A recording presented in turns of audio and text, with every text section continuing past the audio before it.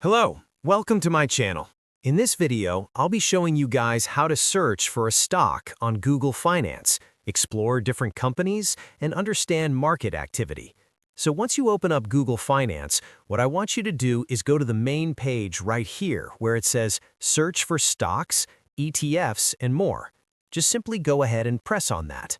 Now once you're here, you can go ahead and choose different stocks, ETFs, indexes, mutual funds, or whatever the case may be.